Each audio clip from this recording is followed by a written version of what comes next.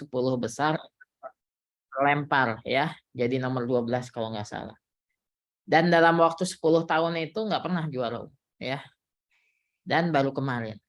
Artinya apa? Artinya adalah target itu sebetulnya yang penting kita berusaha maksimal demi mendapatkan medali ya. Nanti menang atau tidak itu lebih tergantung sama nasib ya, karena nanti juri itu ada interest dari juri yang memenangkan dia dapat medali emas, medali perak, medali perunggu gitu ya. Tetapi yang harus kita persiapkan adalah tim kita ketika presentasi all out, melakukan presentasi yang terbaik ya. IPB sendiri kemarin itu mendapat 5 emas presentasi ya. Jadi ada poster kalau misalnya juara umum memang hanya presentasi saja. Dan dari 5 itu 2-nya itu dari FEMA ya.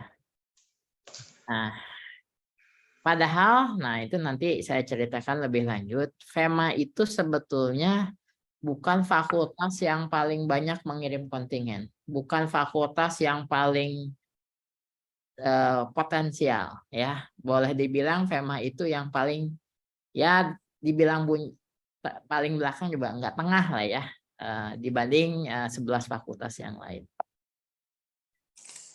Nah, ini kalau misalnya kita apa sih PIMNAS itu? Nah, kalau misalnya sudah ada atau sudah mengikuti penutupan PIMNAS, itu feel-nya kerasa banget. Makanya sewaktu IPB dulu juara 12 ya.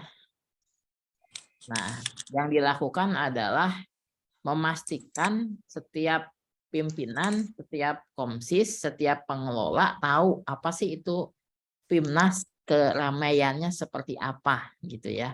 Maka diundanglah menghadiri penutupan ini sehingga punya motivasi. Kenapa? Karena motivasi itu dia menyebar mulai dari atas ke bawah, ke bawah, ke bawah sampai akhirnya ke mahasiswa ya. Jadi kalau misalnya motivasi pimpinannya kuat, motivasi mahasiswanya juga biasanya mengikuti ya. Nah, ini kita lihat suaranya muncul ya.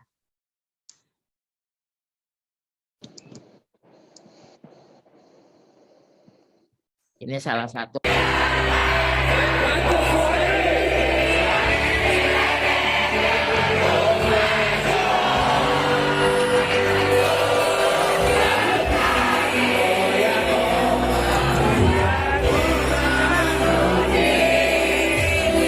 gitu ya. Tapi kalau misalnya orang udah datang nonton di stadion, wah itu yang nggak suka juga pasti jadi suka ya. Nah, itu yang pertama. Nah, ini kita kemarin alhamdulillah menyumbang 2 emas ya dari PKM PM dan PKM LSH. Dan ini adalah tim PKM yang didanai. Kita ada 7 kelompok yang didanai. 4-nya masuk PIMNAS dan 2-nya meraih medali ya. Nah, ini adalah ide yang kita telurkan. Ini ABCD ini kalau FEMA itu I ya, ini nama-nama fakultas. A itu pertanian, B itu FKH dan seterusnya. Nah, kalau kita lihat kalau dari total ide FEMA itu di bawah ini fakultas bisnis yang mahasiswanya juga cuma sedikit ya. Lalu berikutnya ini FKH yang mahasiswanya juga sedikit. Kalau FEMA sebetulnya student body-nya lumayan sekitar 1.200 ya. Tapi judul yang ditelurkan itu cuma 61. Dari 61 itu yang mengunggah proposal, yang sampai selesai jadi proposal itu cuma 34. Nih, tetap ini ketiga paling bawah ya. Tetapi yang akhirnya didanai kita ada 7. Itu lumayan ya, 7. Lalu berikutnya yang masuk ke PIMNAS ini kita keempat ya. Dari MIPA, perikanan, lalu pertanian, teknologi pertanian, lalu kita yang keempat. Artinya apa? Artinya adalah yang kita fakultas lakukan adalah membina, merawat, motivasi, jangan sampai ada yang kendor. Nah, itu yang utama dilakukan. Nah, untuk bisa melakukan seperti itu, ya, nah ini flashback dulu. Kalau mungkin sudah pada kenal semua, ya, bahwa PKM itu ada 10 ya, ada eksakta, ada riset sosial humaniora, ada kewirausahaan, ada pengabdian kepada masyarakat, ada penerapan iptek, ada karya cipta, ada karya inovatif, ada gagasan konstruktif, ada gagasan tertulis, dan artikel ilmiah. Nah, yang akan kita bahas 4 ini karena saya rasa FEMA sama Fakultas Ilmu Politik dan Budaya di UTM ini mirip-mirip ya. Jadi memang fokusnya adalah di keempat ini. Sosial humaniora, pengabdian masyarakat, kewirausahaan ya. Dan ada iptek juga, itu pengabdian masyarakat. Nanti M1 UT. M1 UT. Bukan M11. PKM itu sebetulnya kita nggak bisa sendiri ya, nggak bisa fakultas, nggak bisa dosennya doang, nggak bisa mahasiswanya aja. Tapi memang kita harus membangun supporting system. Yang pertama kami disebutnya Direktorat Kemahasiswaan, ini yang membangun sistem manajemennya. Jadi kapan mengumpulkan, bagaimana mereview jadwal, menentukan jadwal itu dari IPB. Nah, dari fakultas kita mengikuti itu. Yang kedua, yang utama ya, itu adalah pembimbing. Yang bersedia menjadi pembimbing PKM di kita itu memang orang yang senang dalam membina mahasiswa. Ya. Kenapa? Karena pembimbing PKM itu bisa pagi, siang, sore, malam, tengah malam. Ya, misalnya ketika misalnya sedang mengupload ya, atau sedang merevisi atau sedang direview, itu bisa sampai jam 12 malam gitu. Nah, itu waktu kemarin karena Zoom ya, kalau misalnya offline mungkin nggak seperti itu ya. Itu tengah malam pembimbingnya ada. Nah, itu memang pembimbing itu luar biasa ya, komitmen dan motivasi dari pembimbingnya. Lalu berikutnya, ini yang dikelola oleh universitas atau fakultas bekerja sama dengan BEM, kita sebut klinik PKM. Ya, ini dikelola oleh mahasiswa atau alumni. Kenapa? Karena yang namanya dosen kadang tidak detail terhadap format. Ya, ini ada motonya zero mistake. Ya, jadi jangan sampai ada kesalahan format. Karena proposal itu dari seluruh Indonesia itu mungkin puluhan ribu atau mungkin ratusan ribu ya.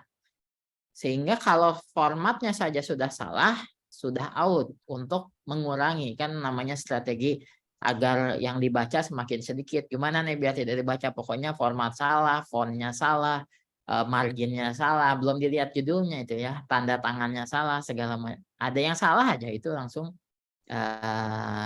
tidak masuk ke tahap berikutnya. Nah, ini ada yang dikelola oleh anak-anak muda kalau di kita ya. Ini ada alumni, ada BEM itu yang mereview atau melihat dari formatnya jangan sampai salah. Ya, kita sebut sebagai goalnya adalah zero mistake. Nah, lalu berikutnya ada reviewer. Nah, kadang pembimbing itu mendapatkan mahasiswa yang idenya di luar atau tidak terlalu nyambung dengan keahliannya dia, ya. Dan itu nggak masalah karena sekali lagi pembimbing itu dia yang punya komitmen dalam membimbing.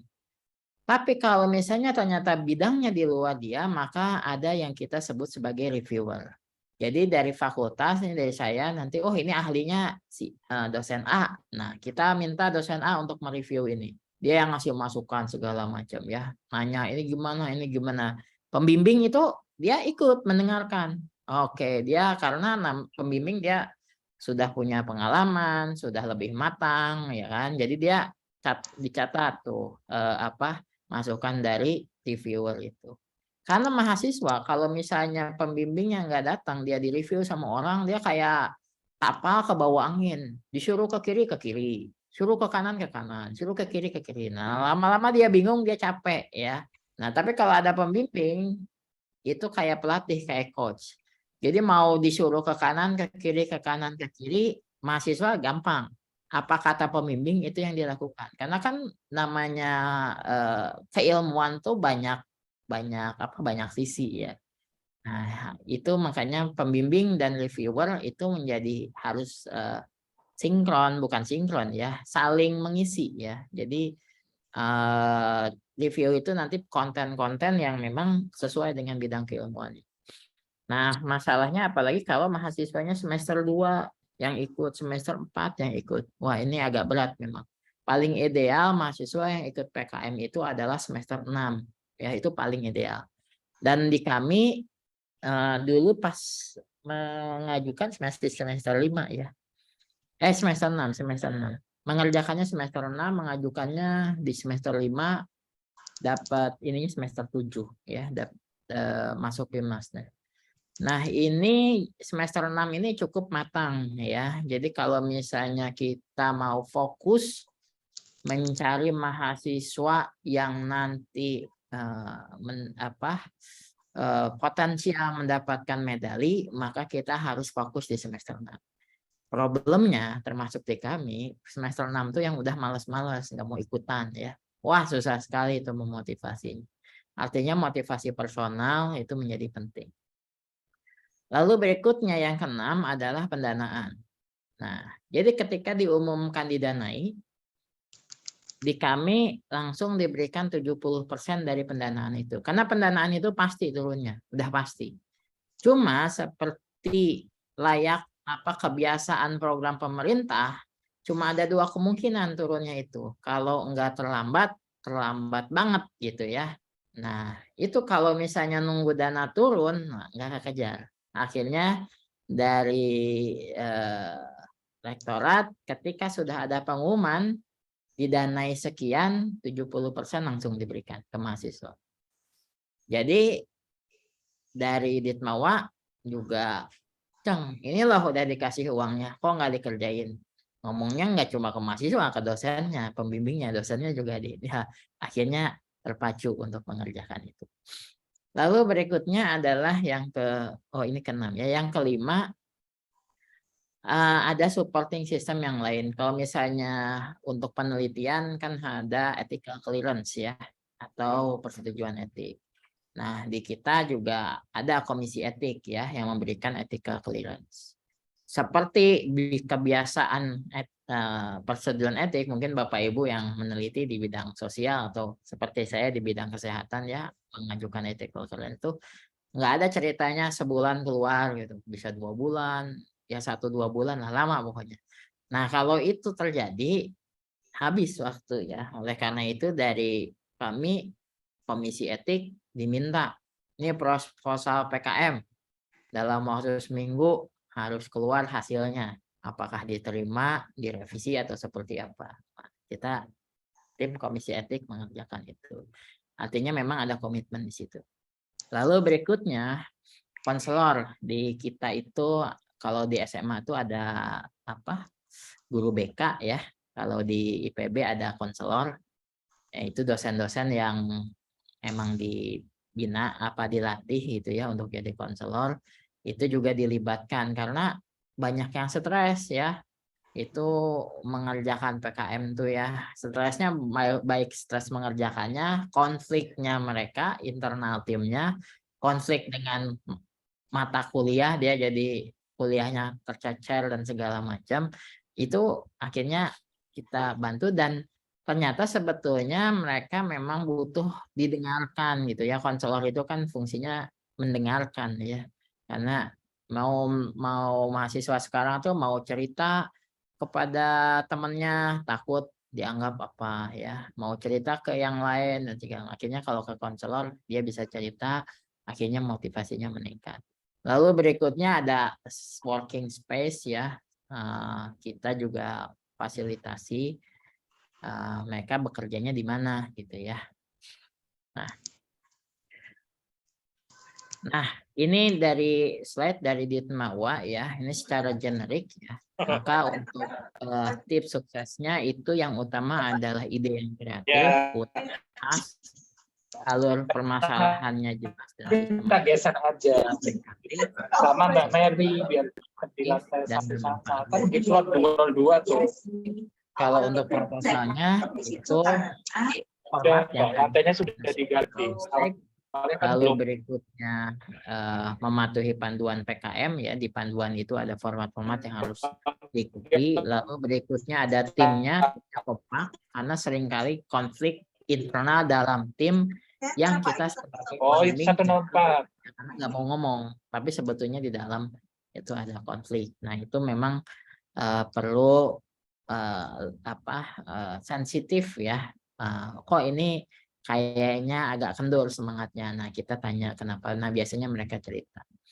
Ya, lalu berikutnya memang responsif, komitmen yang tinggi terhadap waktu, dan sebagai pembimbing yang pertama kapasitas dan kapabilitas ya. Dan ini sebetulnya kalau PKM itu tidak terlalu rumit ya kalau dari bidang keilmuannya, karena memang yang dilihat di level mahasiswa itu nanti adalah kemanfaatannya.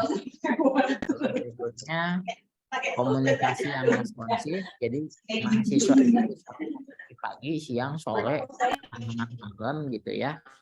Nah, kalau kita menjawab dengan respon yang tepat, biasanya mereka juga bersemangat. Oke.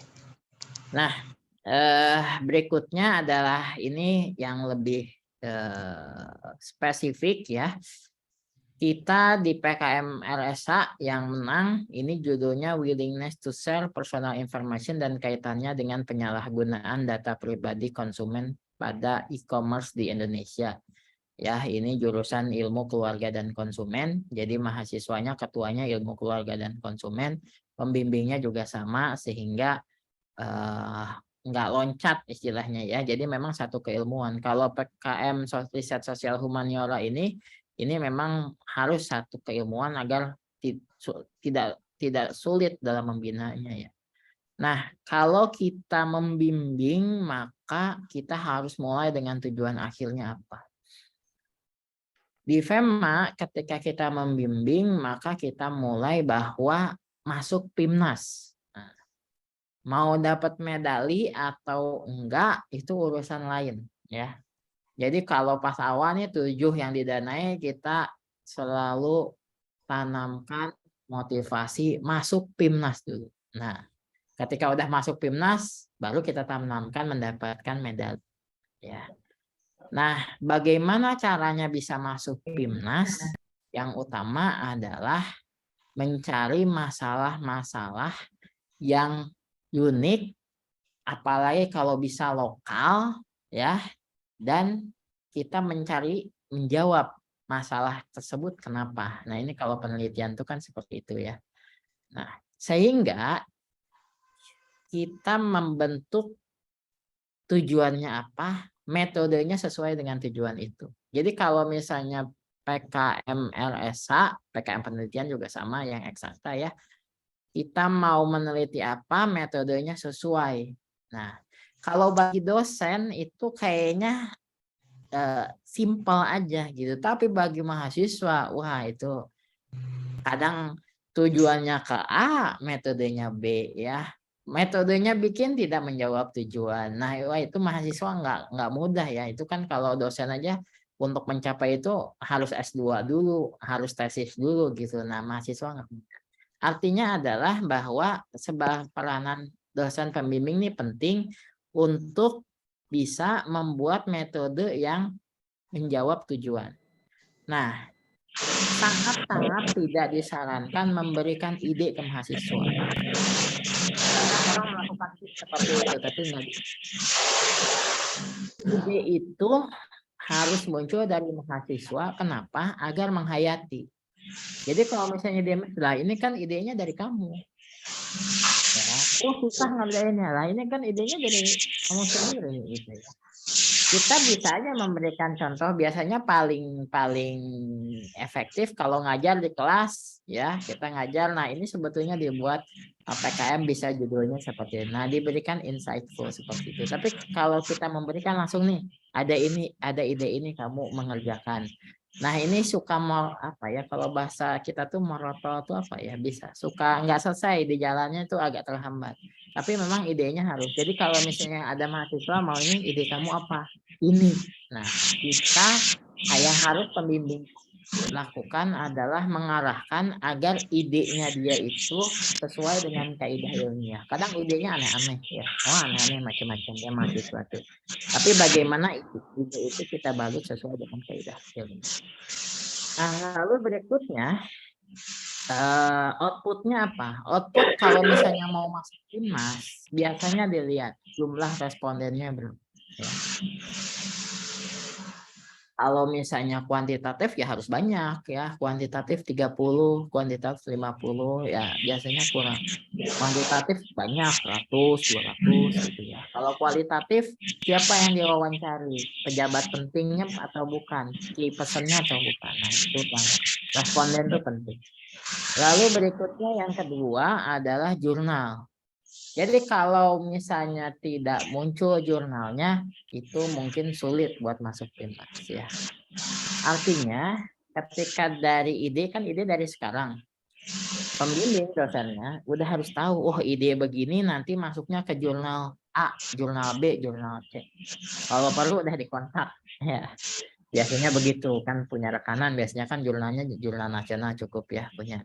Ini saya punya ini kira-kira targetnya bisa kapan. Oh jadi kita udah bisa tahu tuh, oh ini kalau misalnya masuk ke sini kira-kira terbitnya gini. Nah itu dikontak. Jadi memang itu tipsnya begitu, karena PKM RSH itu yang utama adalah jurnal ya. Jurnal apa aja. Kadang ada yang sampai jurnal Scopus, walaupun suka kita aneh, masa iya penelitian 2 bulan dananya 7 juta masuk ke Scopus gitu kan, agak pertanyaan ya.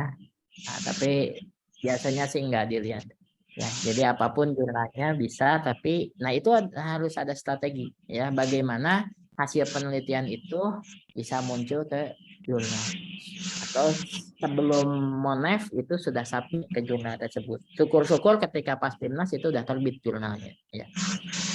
Lalu berikutnya ada tambahan lain, misalnya membuat buku atau membuat komik. Kalau kita melihat budaya tertentu ya, kita buat dalam bentuk komik ya. Jadi bagaimana bisa mendiskriminasi ke masyarakat umum, bikin tulisan di koran gitu ya. Hasil-hasil penelitian itu adalah lalu berikutnya, kalau PKM PM dan PKM PI, nah ini jangan sampai salah kamar ya. PKM PM dan PKM PI itu sama aja sebetulnya. PKM PM juga. Cuma kalau masyarakat itu mitranya non-profit. Jadi jangan kita PKM pengabdian masyarakat ke pedagang bakso atau pedagang kuningan, pedagang emas. Nah itu kan profit itu salah kamar, itu udah. Kadang reviewer apa yang menseleksi didikti juga ada yang miss, jadi didoloskan aja ya, didanai masuk ke Pimnas. Padahal salah kamar, ketika udah di Pimnas sudah percuma ya. Nah dari kita jangan sampai salah kamar. Jadi kalau yang pengabdian masyarakat yang non profit, ke sekolah, pokok ke ibu-ibu dan segala macam ya, itu PKM PM. Tapi kalau yang ke pedagang yang menghasilkan uang gitu ya, pengusaha, pedagang, itu dia ke PKM penerapan iptek. Nah idenya bermanfaat, ada masalah realnya, belum banyak yang menyentuh, dan ada local wisdomnya di situ. Nah ini judul kita nih, upaya perbaikan kualitas hidup anak berkonflik dengan hukum melalui pendekatan head, heart, and hand. Jadi mahasiswa kita itu masuk ke lapas anak dan membina membina anak-anak di lapas itu. Nah, yang membuat ini bisa menang karena dia melakukan program menggunakan suatu teori yang mereka dapatkan dari kuliah, yaitu teori head, heart, and hand. Itu teori, memang teori yang mereka pelajari di kuliahnya, ada mata kuliah tentang perubahan perilaku itu. Jadi dia membuat program berbasis dari keilmuan. Nah, itu yang membuat menang ya. Jadi bukan hanya sekedar melakukan pengabdian masyarakat, idenya unik, menarik, tetapi juga ada basis teorinya. Lalu berikutnya adalah melakukan evaluasi. Outputnya yang pertama jumlah penerima manfaat ya. Kalau di waktu yang di lapas sebetulnya nggak banyak ya kan, yang programnya 19 atau 18 orang itu kecil sebetulnya, sedikit. Maka kita lakukan strategi, mereka buat buku panduan, mengundang kepala lapas yang lain, menjadi nanti ini bisa diterapkan ke banyak lapas. Pilot project lah, itu membungkusnya seperti itu. Kalau misalnya memang jumlah penerima manfaatnya sedikit. Jadi kalau misalnya sedikit, maka kita bicarakan bagaimana scale up-nya. Nah, itu dilakukan, inisiasinya dilakukan. Lalu berikutnya adalah bagaimana memunculkan perubahan yang terjadi. Di awalnya metode evaluasinya pre dan post test. Tapi akhirnya pre dan post test karena itu metode yang ilmiahnya muncul, yang kita tampilkan adalah testimoni ya. Bagaimana si anak-anak yang di lapas itu sebelum dan ketika menerima program kita, mereka memiliki harapan hidup yang baru, punya mimpi yang baru, mimpinya apa seperti itu, ditampilkan dalam bentuk video singkat 30 detikan ya. Nah, itu yang nanti akan memukau juri. Wah, ternyata kembali ke nomor 1 tadi, bermanfaat. Wah, ternyata program ini bermanfaat betul bagi anak-anak lapas ini. Nah, lalu kalau PKM PM, PKM Iptek, yang menjadi poin penting adalah membuat buku ISBN. Kalau tadi penelitian jurnal, yang kedua buku.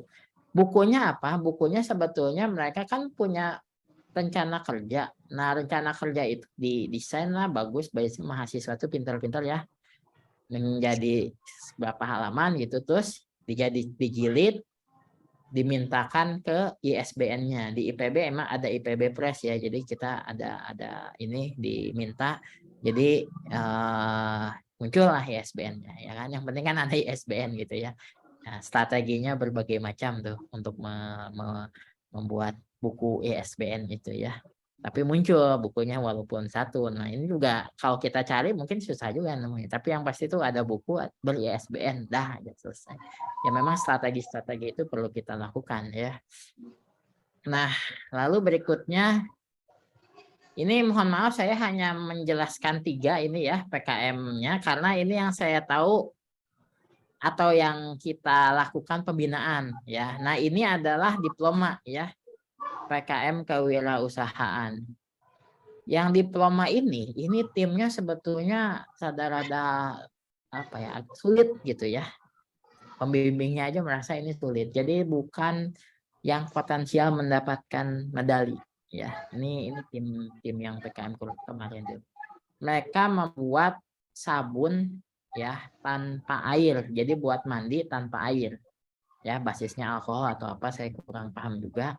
Nah, sebetulnya kalau bagi orang di bidangnya itu bukan hal yang baru.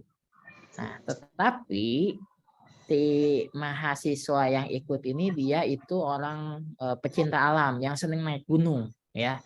Ya kebayang ya, naik gunung orang-orang mapala begitu ya, ikut PKM. Wah, itu kan tantangannya berat ya. Nah, dia buat itu dan produknya bisa digunakan dan disukai oleh orang-orang anak mapala. Bukan hanya dia kan, anak mapala banyak ya. Jadi dia menjual ke komunitas itu. Jadi kalau misalnya PKM kewirausahaan, yang utamanya itu untung. Jadi kalau nggak untung, udah jangan mikir ke PIMNAS ya. Untung dulu. Untung itu mendapatkan lebih besar dari modal yang dikeluarkan. Masalahnya kalau modalnya 7 juta, nah itu kan kita harus berpikir juga gimana biar untung ya dalam waktu beberapa bulan. Nah, ini untung karena dia jual ke teman-temannya yang naik gunung, dijual, lalu dipakai, lalu ada testimoninya. Senang teman-teman. Nah, ini yang membuat juri di PIMNAS itu, oh, ini satu lagi manfaatnya jelas ya. Yang kedua, ada teknologinya di situ. Dan teknologi untuk bikin sabun, mungkin pernah dengar kalau mobil itu ada ya yang mencuci tanpa air mirip seperti itu. Nah, karena ini sabun buat kulit gitu, jadi tantangannya juga nggak sedikit. Nah, ini yang mengerjakan atau membuat ini sebetulnya ini saya cerita dengan pembimbingnya. Dia kebetulan pembimbing ini ibunya ini laboran udah pensiun ya. Anak-anak mahasiswanya nyoba nggak berhasil minta bantuan dari ibunya yang laboran ini akhirnya berhasil. Artinya dalam membuat produk untuk PKMK ini memang harus kita pastikan produknya jadi ya.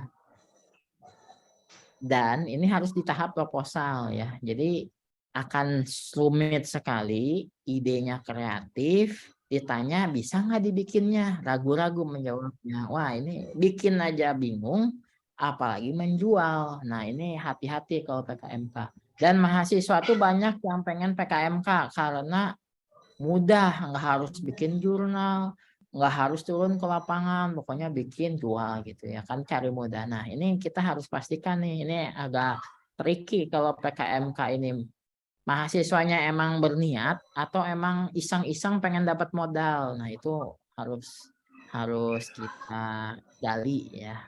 Nah jadi kalau misalnya ada mahasiswa PKMK idenya menarik, jangan keburu senang. Kita harus tanya dulu, ini produksinya bisa nggak, mungkin nggak dibuat, bahannya ada enggak ya. Kayak bimbingan kami kemarin yang di FEMA itu bikin biskuit dari tepung pupa ya. Jadi tepung pupa itu pupa ulat sutra ya, ulat sutra pupanya ada tepung dan itu tinggi protein. Itu masuk ke PIMNAS juga. Sayangnya memang tadi belum untung ya. Masuk ke PIMNAS itu kita tanya di awal. Ini dapat pupa ini ya tinggi protein secara iya. Ini bisa nggak bikinnya?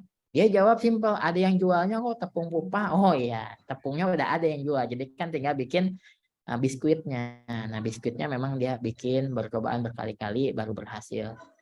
Masalahnya kalau tepungnya aja nggak ada, masa dari ulatnya dibuat kan nggak mungkin juga ya. Nah itu harus ditanyakan nih PKMK ini. Dan biasanya banyak mahasiswa yang ini favoritnya mahasiswa itu mengajukan PKMK ya. Nah, yang menang-menang lain adalah yang bisa meningkatkan ekonomi masyarakat ya. Jadi di Maklun, di apa, jadi bilang bahwa kita jualan, ini ada satu keluarga, dua keluarga yang meningkat ekonominya. Nah, ini biasanya menang. Karena tadi PKM itu adalah kebermanfaatannya. Lalu berikutnya ada mungkin 1-2 tahun lalu dapat emas juga, belum untung sebetulnya. Jualnya ikan cupang ya. Penjualannya masih sedikit ya. Tapi dia udah ekspor ke Eropa, ekspor ke Thailand, ekspor ke mana gitu. Jadi dia bikin ada yang di internet gitu ya, mengurus izin-izin perizinannya dan berhasil mengekspor. Nah, itu dapat emas juga. Ya, jadi memang untuk PKMK ini agak variannya lebar ya. Di kita ada yang kita potensial, produknya bagus, penjualannya cukup banyak, ternyata nggak lulus ke PIMNAS karena memang sisi teknologinya nggak terlalu menonjol gitu ya. Nah, jadi kesimpulannya kalau misalnya kita bicara persiapan proposal didanai PIMNAS, maka kalau persiapan ada persiapan di dosen, di mahasiswa, ini ada terkait mata kuliah bermanfaat unik khas.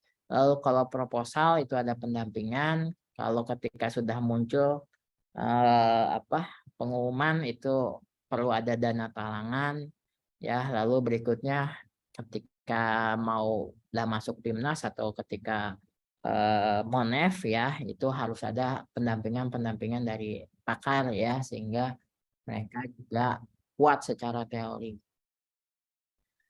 Nah, ini sebetulnya kalau di FEMA kita sederhana aja, ada ruangan, ada meja, ada internet, ada kopi ya. Dan dibuka sampai malam ya, sampai jam 9, jam 10 gitu ya dibuka. Udah kita siapkan itu aja dan mereka senang mahasiswa tuh ya, ada internet kencang ya, ada mejanya, ada kopinya ya. Udah di ini mereka ngerjakan di situ ya. Jadi kadang wah ini supportingnya harus apa, ternyata enggak butuh macem-macem ya. Karena kalau enggak seperti ini mereka nyari tempat kumpul susah. Mau ngumpul di mana ya kan? Kalau udah malam ngumpul di kampus di MPA itu mau di kos-kos siapa dan segala macam ya. Jadi kalau kita dan di sini juga kita jadi mudah. Jadi kita datang, kita kontrol, mereka kita tanya-tanya ya kan. Jadi mereka kadang muncul kesulitan, wah kita bingung ini tuh gimana ya harusnya. Nah, karena kita tahu oh ini dosen A paham ini nomornya, kamu tanya ke dosen A gitu ya. Hal-hal semacam itu. Jadi diskusinya bisa berjalan lebih baik. Ya, ini komputer mati semua ya, ini rusak aja ini sebetulnya kita hanya menjalankan ya ini apa ya? Uang berkas sebetulnya kita kosongkan dulu, kita hal semacam itu sederhana ya. Nah, ini mungkin sebagai gambaran ketika Monef 1 minggu sebelum Monef apa yang apa yang dilakukan oleh yang ini yang juara emas untuk PKMPM ya. Buku podemannya udah 100% ya. Buku saku ini yang dibuat buku saku buku tadi ya, lalu journalingnya jadi 100%, pendanaannya ya, pendanaannya udah hampir 100%. Jadi kalau mau masuk PIMNAS ya memang ketika Monef itu sudah mau selesai ya 100%. Lalu berikutnya ini yang emas juga ya, ini penggunaan dananya 86%, tulisan populernya 70%. Ini artikelnya bahkan belum submit ya, tapi mereka udah siap dan udah tahu submitnya mau kemana dan kapan submitnya ya. Ini waktu Monef. Ketika pas PIMNAS itu sudah submit, udah dapat review kalau nggak salah. Belum publish juga ya, tapi setidaknya tadi jurnal itu sudah ada. Oke. Baik, ya mungkin itu yang bisa kami sampaikan. Motonya untuk FEMA ya, jalankan dengan gembira karena PKM itu berat ya, panjang waktunya. Nah, dan bagi pembinaan tuh yang utama ya. Medali menang juara itu adalah efek samping ya. Kayak minum obat ya, efek utamanya itu adalah pembinaan ya. Nah, efek samping. Nah, kalau misalnya pembinaannya udah dilakukan, biasanya hasilnya juga mengikuti. Ya, jadi kalau misalnya pingin dapat emas tahun ini, ya kita harus persiapkan mungkin dari tahun-tahun yang lalu ya.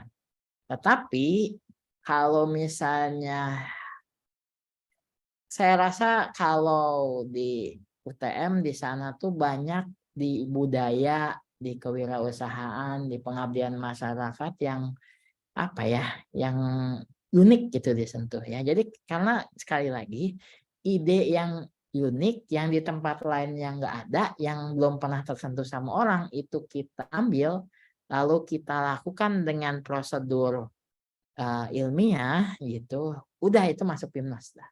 Yakin saya masuk PIMNAS. Untuk dapat medali itu memang performance-nya harus bagus. Artinya memang mahasiswanya harus handbanting juga ya. Makanya kita sih tidak pernah berharap dapat menuntut mahasiswa buat dapat medali ya. Enggak kalau di FEMA itu. Tapi kalau masuk PIMNAS itu wajib. Karena selama dia ngerjakan serius itu masuk PIMNAS ya. Karena kan idenya sudah terpilih, didanai itu juga berarti udah ada potensi itu. Jadi kalau udah didanai, potensi ide itu udah bagus ya. Kalau dikerjakan dengan serius tuh masuk PIMNAS ya. Kadang ada yang nggak beruntung kita sebutnya jadi nggak masuk PIMNAS ya. Jadi ya tidak masuk PIMNAS tuh bukan karena dia gagal, bukan, karena nggak beruntung aja. Tapi kalau dapat medali, nah itu memang ya kita lakukan persiapan dengan sebaik-baiknya. Tapi ya nanti rezekinya dapat, nggak dapat juga nggak apa-apa gitu ya. Karena kalau udah di PIMNAS itu udah istilahnya bagus-bagus semua lah. Itu tinggal istilahnya kalau beli baju tuh semua bajunya bagus, tinggal jurinya suka yang mana aja. Oh, sukanya yang ini menang, sukanya yang ini menang gitu ya. Jadi kadang kita bagus juga nggak menang ya sudah lah ya. Tapi kalau udah masuk PIMNAS, didanai itu harus masuk PIMNAS ya. Itu target kita ya. Karena kalau nggak masuk PIMNAS itu artinya pembinaan kita kurang, pengerjaan kita kurang ya. Walaupun nggak semua pasti masuk PIMNAS kan nggak semua ya. Tapi layak masuk PIMNAS maksud saya. Mungkin itu saja yang bisa kami sampaikan Pak Fauzan. Kami kembalikan ke moderator. Terima kasih. Baik, terima kasih kepada Bapak Noval yang telah membagikan ilmu dan sepertinya ini akan menjadi bocoran juga ya bagi Bapak Ibu dosen FISIP UTM nih untuk membimbing nanti mahasiswanya agar dapat meraih emas pada PKM nantinya. Nah, dari yang saya dapatkan ya Pak ya, bahwasannya PKM ini berat ya, jadi butuh banget bimbingan serta dukungan dari para dosen nih.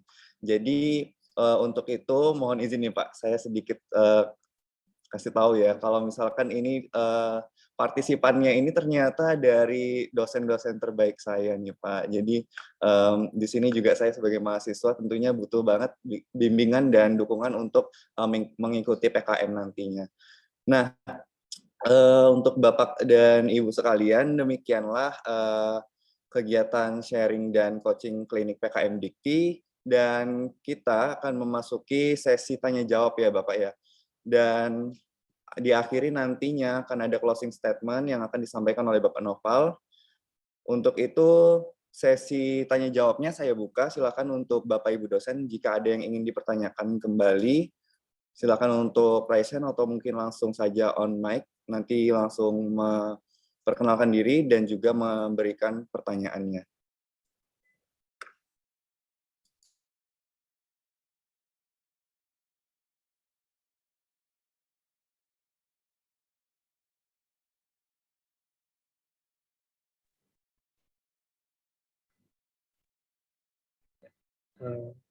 Assalamualaikum warahmatullahi wabarakatuh. Suaranya terdengar jelas. Terdengar dengan jelas Bapak Edi. Silakan Ya, Pak. selamat siang Pak Noval dan Bapak Ibu dosen di FISIP UTM. Perkenalkan saya Edi Purwanto, salah satu dosen di Prodi Sosiologi. Di sini saya ingin bertanya Pak Noval, kaitannya dengan rekan-rekan atau Bapak Ibu dosen di kampus IPB itu sendiri dalam mempersiapkan mahasiswa menyusun proposal seperti itu. Nah, kebetulan kami di FISIP UTM juga dari tahun ke tahun memang sudah mempersiapkan mahasiswa mengikuti PKM dan juga beberapa mahasiswa sudah menyusun proposal. Yang ingin kami ketahui secara spesifik itu kaitannya dengan persiapan atau bagaimana kemudian Bapak Ibu dosen di kampus IPB khususnya di Fakultas Ekologi Manusia ini mempersiapkan proposalnya.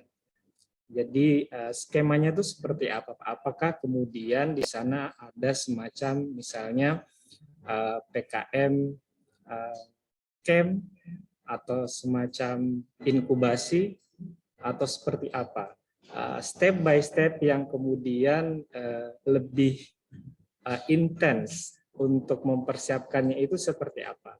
Tadi sudah disampaikan misalnya kemudian ada dari skema yang pertama persiapan proposal, kemudian skema yang kedua pendampingan, pembimbingan, kemudian nanti di tahap internal kampus, kemudian nanti di tahap terakhir kode etik dan pengiriman. Bagaimana dengan Fakultas Ekologi Manusia itu sendiri, Bapak, dalam mengumpulkan ini nih proposal-proposal nih, karena dari sekian banyak mahasiswa kan kadangkala ada beberapa mahasiswa tuh yang punya grade sendiri. Grade ini maksudnya misalnya grade A, ada mahasiswa yang sudah punya judul, sudah punya anggota. Ada juga mahasiswa yang baru punya judul tapi nggak punya anggota. Ada juga dia belum punya judul, belum punya ide, dan juga belum punya anggota sama sekali. Nah, bagaimana kemudian kita bisa memanage sumber daya manusia atau sumber daya mahasiswa yang seperti ini, Pak, yang berbeda-beda ini. Sehingga kemudian mereka semua bisa mendapatkan pendampingan sesuai dengan tadi grade atau kesiapan dari masing-masing mahasiswa. Nah, seperti itu Pak Nova.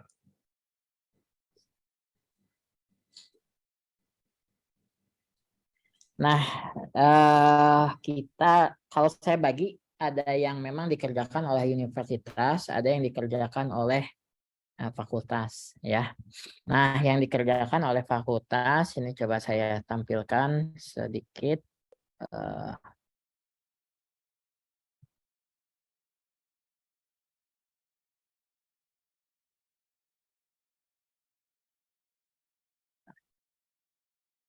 Ini yang kita lakukan. Jadi kita untuk yang dilakukan oleh fakultas, kita yang pertama cari dosen yang mau jadi pembimbing PKM. Nggak harus banyak ya.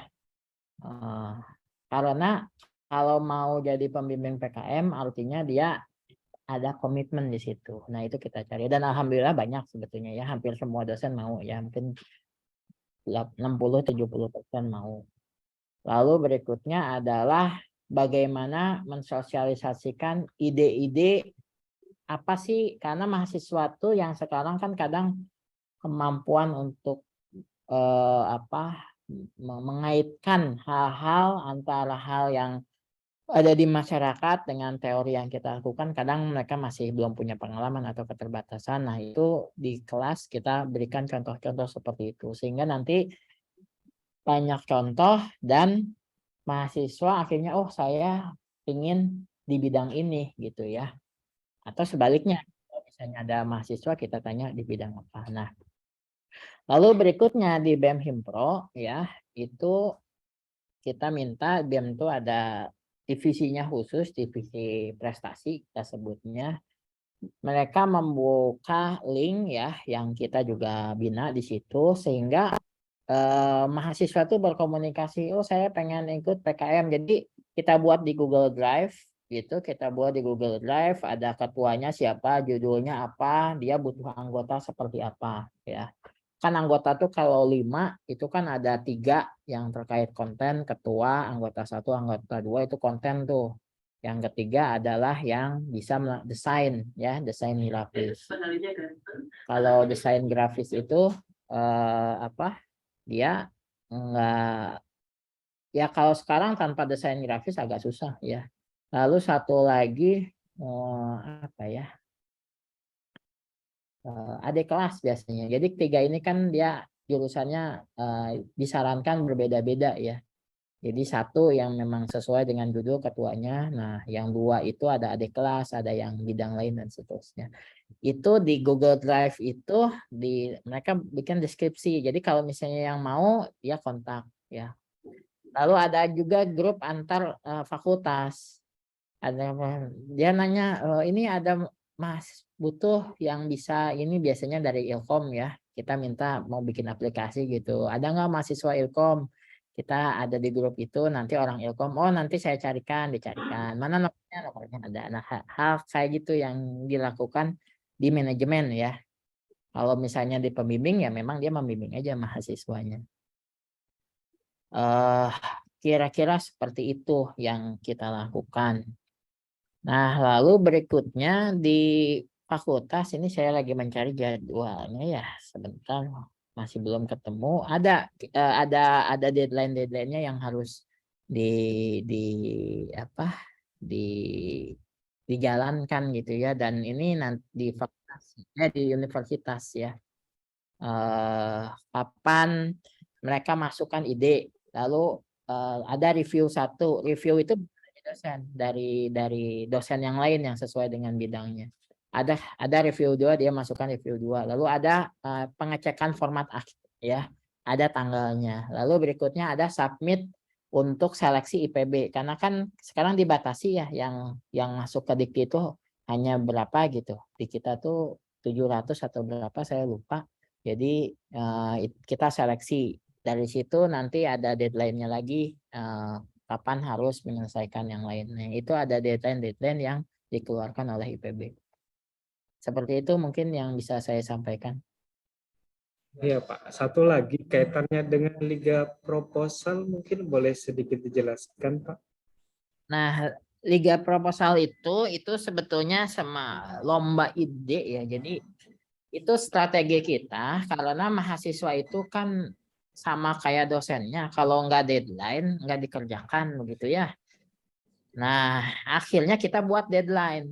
Deadline-nya adalah kita sebut Liga Proposal. Jadi ide yang terbaik, sebetulnya proposal yang terbaik, maka 10 terbaiknya kita kasih hadiah ya. Di kemarin tuh kita kasih yang 10 300.000 kali 10 kan 3 juta ya. Bisa lah begitu ya. Nah 300 aja senang itu. Mereka kan berpikir daripada ngerjakan nanti mending kerjakan sekarang dapat 300.000. Maka yang kemarin yang menang-menang emas itu dia memiliki deadline yang lebih awal karena mereka ikut 3 proposal diselesaikan dengan baik. Jadi ketika deadline berikutnya udah tinggal rapihkan aja gitu. Karena mahasiswa itu sebetulnya bisa, cuma nggak dikerjakan aja. Nggak ngehubungin dosennya juga enggak, karena kalau mahasiswa nggak ngehubungin dosennya nggak mungkin bisa mengerjakan. PKM tuh kalau nggak ada dosennya nggak bisa ya. Karena ide itu kan harus kita kemas menjadi sistematis, ilmiah, terstruktur ya. Itu kalau nggak ada dosennya nggak bisa. Gitu. Mungkin itu. Nah, Liga Proposal itu gitu. Strategi aja itu. Terima kasih Pak. Assalamualaikum Bapak Noval. Ya, enggak. Silakan. Ya, nuhun Mbak. Assalamualaikum. Saya Rio dari Prodi Ilmu Komunikasi. Nah, mungkin tadi sudah ditanyakan oleh Mas Edi beberapa indikator nih. Cuman kalau saya tuh pengen tahu tipsnya mungkin cara di IPB memancing semangat dan motivasi teman-teman mahasiswa itu gimana Pak triknya Pak? Apa memang sebelum masuk ke momen PKM itu teman-teman itu di-trigger dulu atau pada saat teman-teman daftar itu diberikan janji-janji misalkan yang juara nasional misalkan dapat reward ke luar negeri oleh rektor IPB misalkan begitu, atau ada strategi-strategi lain yang itu bisa memancing semangat tadi atau motivasi pada mahasiswa itu Pak Noval. Ya. Terima kasih Pak. Pertanyaan yang sulit. Karena kalau boleh jujur saya menjawab, motivasi itu tidak bisa dipancing. Ya, nggak bisa ya. Di IPB juga nggak ada yang mau. Bukan nggak ada ya, ada yang mau tapi tidak banyak ya. Dengan student body 4.000 S1 ya, kali 4 berarti 12.000. Yang mau itu dikit ya. Ada beberapa strategi yang dilakukan fakultas, misalnya mewajibkan di mata kuliah tertentu bikin proposal PKM. Jadi makanya kelihatannya jumlah ide, jumlah proposalnya banyak ya. Tapi nanti ketika masuk ke PIMNAS yang mendapat medali ya beda lah ya. Itu ada yang kalau kita mengejar kuantitatif ada yang kita sebetulnya juga memotivasi juga yang ikut akhirnya memang motivasi internal, tetapi kita memang ada beberapa insentif yang diberikan oleh IPB ya. Yang pertama adalah satu, bisa diakui sebagai skripsi ya, itu ya satu. Untuk PKM yang sesuai dengan bidangnya. Jadi kalau misalnya PKM kita ada di aplikasi di IKTA, itu di bidangnya dia, ketika dapat tunas maka itu bisa diakui sebagai skripsi, nanti tinggal direformat, tinggal ujian ya. Itu satu. Lalu berikutnya ada insentif uang. Kalau misalnya dapat medali emas dapat berapa juta ya. Medali perak dapat berapa juta ada. Lalu berikutnya apa lagi ya? Kayaknya cuma 2 itu deh. Tapi kalau kita tanya ke yang masuk PIMNAS, motivasinya apa? Bukan 2 itu. Ya. Motivasinya biasanya adalah kenal sama dosennya, diajak sama dosennya, ya, ayo kamu ikut PIMNAS gitu ya. Oh mau, kamu punya ide enggak? Nah, jadi ada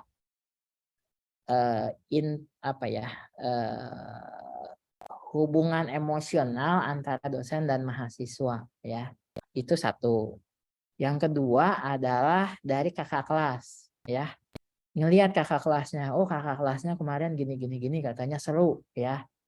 Nah ini agak simalakama ya. Kalau kakak kelasnya bilang, oh jangan PKM capek, bla bla bla begitu ya. Mas bawahnya nggak ada. Jadi salah satu strategi kita adalah juga melakukan sosialisasi apa sih yang didapat dari PKM gitu ya. Cerita-cerita yang baik gitu ya. Nah itu kita buat semacam ini, semacam testimoni begitu. Dan kita minta mereka menjelaskan ke ada forum-forum menjelaskan apa sih artinya ikut PKM gitu ya. Ini ada seperti ini. Itu ada forum-forum seperti itu sehingga mereka ini saya share di ini ya, saya share di Yang Surabaya Universitas Katolik Widya apa lupa kok. Oh, Widya Mandala. Apa? Mungkin Mandala kayaknya.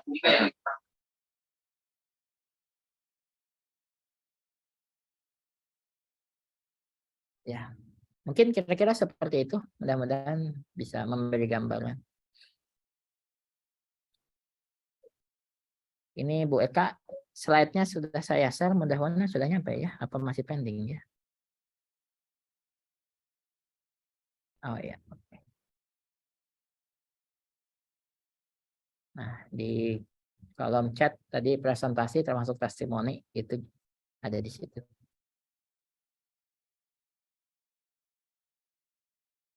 Mungkin ada pertanyaan. Sudah cukup menjawab ya tadi dari pertanyaannya Pak Edi dan juga Bapak Rio. Dan mungkin ini masih banyak nih, masih panjang waktu kita hingga pukul 11 nanti. Mohon untuk Bapak Ibu dosen agar memanfaatkan waktunya untuk menggali lagi nih terkait dengan membimbing mahasiswanya dalam PKM nantinya, seperti itu.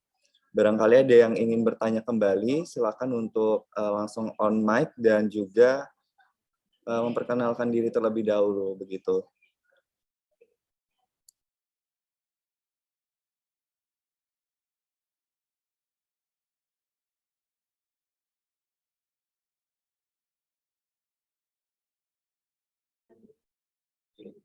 Baik, mungkin kalau tidak ada, saya tanya kembali, Pak Noval. Tadi kan disampaikan kalau sebagian mahasiswa itu bilang dekat dengan dosen, kemudian diajak dosen, begitu Pak ya. Artinya memang pemicu yang paling signifikan itu bisa dikatakan dari dosen, begitu Pak. Kira-kira kalau di IPB kemarin selama 2022 itu kendalanya yang paling banyak di mahasiswa itu seperti apa Pak Noval? Ya. Kendala banyak ya. Jadi yang utama adalah di kita kan kuliah padat ya. Nah kadang-kadang mahasiswa tuh bingung mau ngerjakan tugas atau ngerjakan PKM gitu ya.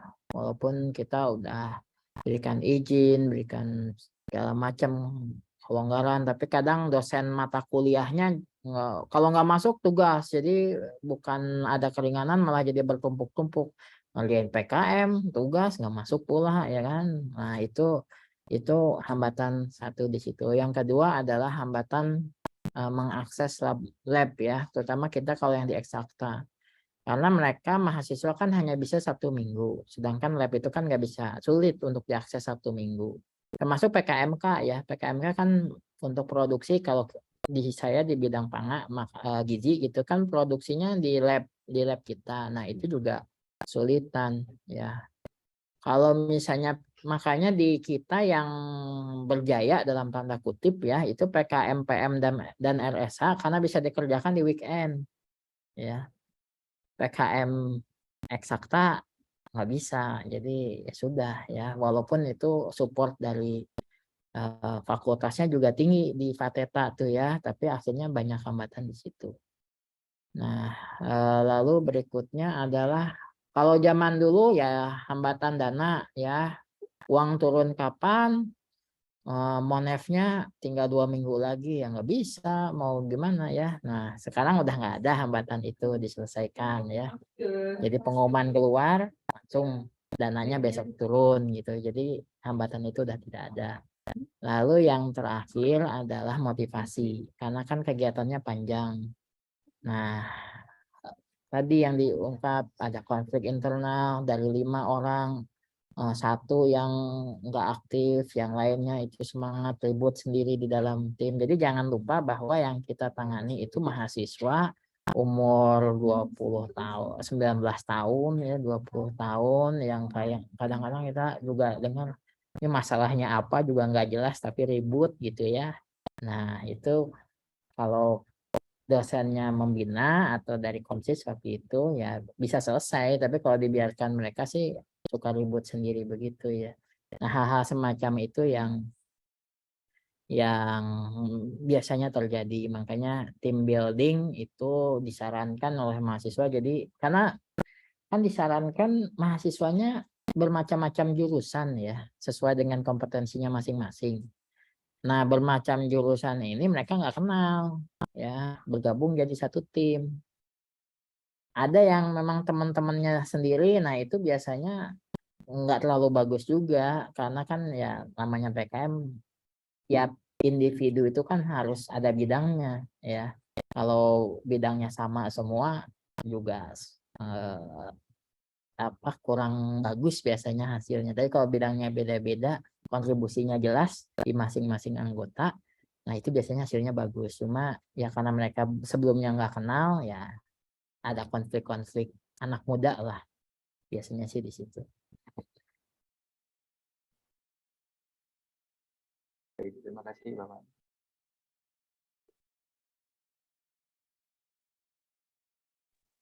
Saya pakai ini dulu ya.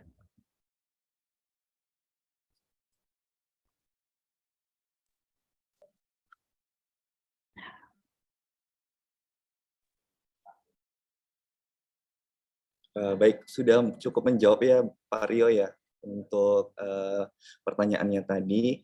Nah, dari apa yang telah Pak Novel sampaikan nih, saya sebagai mahasiswa tentunya senang sekali mendengarkan kabar baiknya ya, bahwasannya dengan penyelenggaraan PKM ini mahasiswa seharusnya bisa diberikan benefit yang tentunya seimbang gitu ya Pak dengan kegiatan akademiknya seperti itu.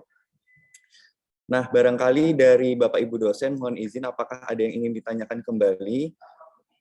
Dan jika tidak, maka bisa nanti ya Pak untuk nanti setelah ini barangkali dari Bapak Ibu dosen ada yang ingin tanyakan kembali ke Bapak secara private gitu Pak. Mohon izin untuk bimbingannya seperti itu ya Pak ya. Ya, silakan. Ya, baik. Karena kita selesai pada pukul 11 dan ternyata pada sesi tanya jawab ini sangat sangat antusias begitu Bapak Ibu dosen untuk menyampaikan pertanyaannya nih Pak. Nah, jadi demikian untuk kegiatan sharing dan coaching klinik PKM Dikti. Sebelum sesi ini kita akhiri, barangkali ada closing statement dari Bapak Naufal agar mampu nih memberikan semangat kepada Bapak Ibu dosen dalam membimbing dan membersamai mahasiswa Fakultas Ilmu Sosial dan Ilmu Budaya UTM pada program kreativitas mahasiswa ini. Silakan Bapak. Ya, baik. Sesuai dengan moto tadi di slide akhir ya, maka jalankan dengan gembira ya.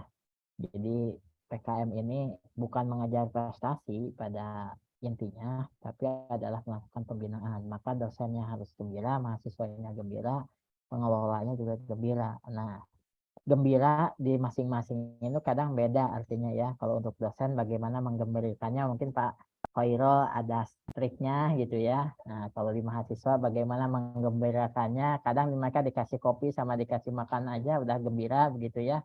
Nah, itu yang utama adalah bagaimana mereka bisa bergembira ya. Dan yang kedua adalah tentu sekali lagi yang kami paling bahagia itu adalah ketika mereka masuk bertemu dengan kita masih cupu ya. Cupu itu apa ya?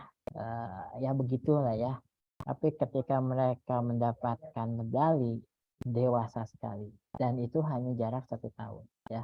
Itu pengalaman yang luar biasa bagaimana kita sebagai dosen bisa mengakselerasi kehebatan kemampuan mahasiswa kita semaksimal mungkin. Dan disitulah poin utama yang saya rasa kita harus sebagai dosen termotivasi membimbing PKM itu. Sekian dari saya, terima kasih. Oke, terima kasih banyak Pak Naufal. Untuk itu sebelum akhir acara ini kita tutup, ada baiknya untuk kita semua melakukan dokumentasi nih Pak, agar ada kenang-kenangan untuk kita nantinya. Dan kepada Bapak Ibu dosen mohon izin untuk menghidupkan kameranya dan memposisikan kamera dengan baik.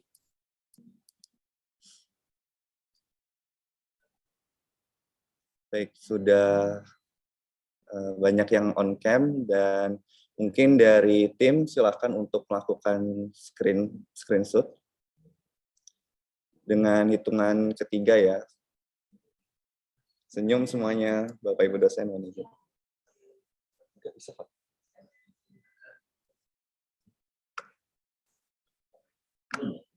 1, 2, 3. Oke, untuk tetap senyum ya Bapak Ibu, karena kita nggak tahu nih Bapak Ibu ada di layar yang keberapa ya begitu ya. Jadi kita mulai lagi. 1, 2, 3. Oke, sekali lagi ya Bapak Ibu mohon izin. 1, 2, 3. Oke, baik.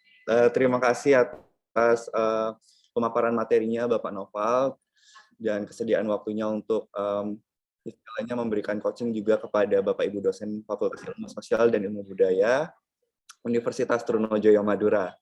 Nah, Bapak Ibu sekalian, sekali lagi saya mewakili panitia yang bertugas memohon maaf dan mengucapkan terima kasih kepada para pemateri dan juga seluruh hadirin yang telah berpartisipasi dalam kegiatan kali ini. Akhir kata, saya selaku moderator undur diri. Semoga kita dapat bertemu di lain kesempatan ya Bapak dan Ibu dosen nantinya, dan kembali kepada kegiatan lainnya. Terima kasih. Wabillahi taufiq wal hidayah. Wassalamualaikum warahmatullahi wabarakatuh. Waalaikumsalam warahmatullahi wabarakatuh. Waalaikumsalam. Terima kasih Bapak Ibu. Terima kasih Pak Naufal. Assalamualaikum.